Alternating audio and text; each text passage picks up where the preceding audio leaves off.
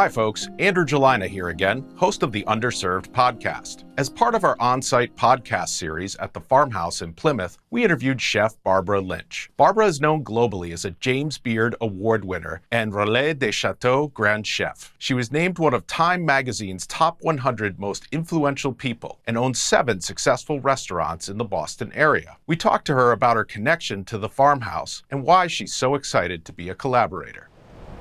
Why I love him so much is that we can change the world. And, he can be up here and I can be down here, but yet we're still working towards the same thing. And what I feel like we really do need for Paul and I is to come together. And this is what the Farmhouse is all about.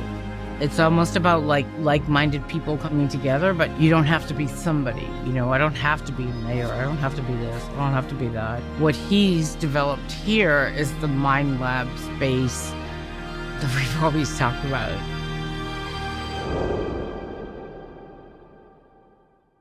So can you tell us your name and a bit about yourself? My name is Barbara Lynch, born and raised in Boston, in the Mary Ellen McCormick housing projects. And I was the last of 7, and my mother worked 3 jobs. My father died a month before I was born, and pretty much raised myself and found some creative ways to make money and also be humble at the same time. And I'm now currently 57 years old. I am a chef owner of 7 restaurants. The oldest one is 25 years old, and she's doing better than ever. Is that number 9? Yeah, it's number 9 Park across from the State House.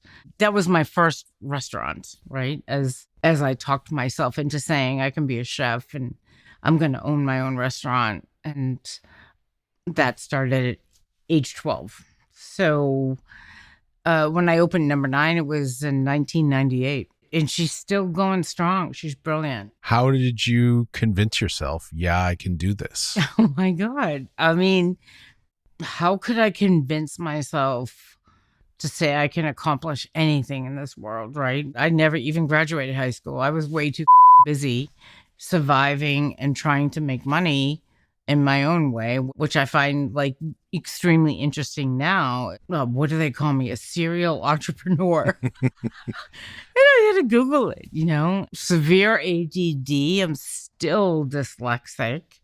I mean, literally delegated my entire life. Delegate, but cover, know what you're delegating and know what you're interested in and what you're looking for. For me, it's in food and it's in flavor. I mean, it could be anything else for somebody else, like a fashion designer or somebody else, like an artist. It'd be know your color and know your before you delegate it. I feel like in so many ways I'm gifted because I like cooking. So Paul told a story about when you first connected, you guys cooked and listened to each other's music and kind of got to understand each other. What's your side of that story? This is how Paul and I connect, is to really show what passion is, what gets you up out of bed, what gets you excited. When I met Paul, it was who are you? And plus, I kind of like that he's humble and fierce at the same time. Because I'm humble and fierce, but I'm not tall. So, we get along. It's time to shake up the snow globe. And I felt like meeting Paul was, so much fun because he's a visionary. I'm a visionary. He's a person I can connect with. We, just decided to stay friends forever. It's almost like I want to be underground to make a movement happen. If you took my job aside as I'm a world-renowned chef, but yet I'm still a female. I'm a woman. I'm a mother. I'm a parent. I'm from the projects. I have history, as does he. And I find this extremely fascinating in terms of our relationship, whether it's friend, but vision, and how do we get to that perspective, place. Super visionary. He has the heart. We can do this. We can connect together. Why I love him so much is that we can change the world. He can be up here and I can be down here, but yet we're still working towards the same thing. And what I feel like we really do need for Paul and I is to come together.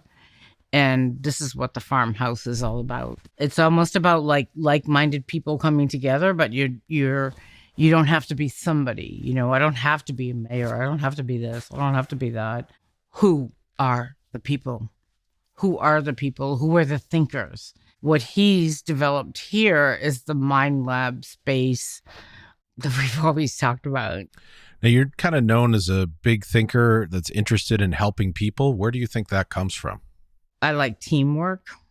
I didn't have a team growing up. I wasn't raised as a kid who could go to summer camp, put it that way. We would build our world. Now, you always talk about food as a great way to gather people and connect folks.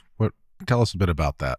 I feel like food is just, it's definitely a way to connect. My mom was not like a brilliant cook. Everything that she made, you could feel that she made it from her heart. It was like probably the first time I've conversed with my mother in terms of like a negotiation. So can you tell me a bit about the idea that you and Paul had spitballed a bit with, like, where a guest here might have an iPad and like would kind of get to share some of your knowledge and go through a journey of making a meal guided by you? Yes, that's a mission, is to cook. For me, I want to do like 29-minute vignettes on like, I'm going to make roast chicken or poulet en pan, right? Take a chicken, a bread dough that has no yeast in it. So it's just flour, water, and salt. You can make it by hand. Here's your chicken you buy at the store. You shove like onion, celery, carrot in it, wrap it in the dough, and you cook it for like an hour and a half. There's so many fun things that I want to cook with people that don't actually know how to cook. And I want to take the mystery out of cooking. He has the ability to speed it forward. I actually need to live it, experience it, and hate it to change it.